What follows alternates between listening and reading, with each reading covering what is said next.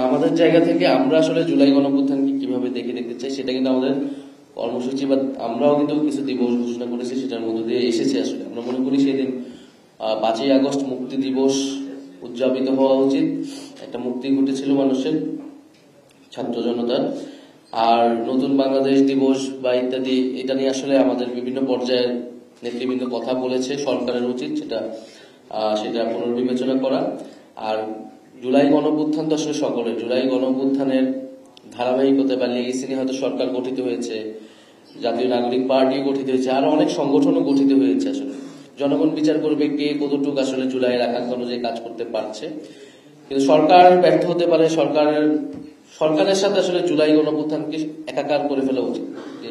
গ্লিটারের twin lemon ও antibacterial formula বাসনকে চকচকে জীবাণুমুক্ত করে আমাদের দেয় গ্লিটার গ্যারান্টি। এই পদযাত্রার মধ্যে দিয়ে আমাদের যে প্রধান দাবি এই সময়, যে বিচার সংস্কার এবং নতুন সংবিধান, সেই দাবিগুলো কিন্তু থাকবে। এবং আমরা বিচারের বিষয়টা আমরা দেখেছি যে দৃশ্যমান হয়েছে। 5ই আগস্টের মধ্যে বলা হয়েছিল ট্রাইব্যুনাল থেকে যে গুরুত্বপূর্ণ মামলার যারা প্রধান আসামি রয়েছে তাদের ট্রায়ালের কার্যক্রমটা হবে। তো আমরা তো মনে করি এটা আরো দ্রুত গতিতে হওয়া উচিত।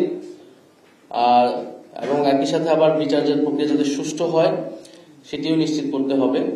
এবং বিচারের যে রোড ম্যাপ, অবশ্যই নির্বাচনের আগে এই বিচার কতদিনে শেষ হবে, কোন প্রক্রিয়া শেষ হবে, এবং পরবর্তীতে যারাই সরকারে থাকবে এই বিচার শেষ করতে তারা দায়বদ্ধ থাকবে, এরকম কমিটমেন্ট লাগবে।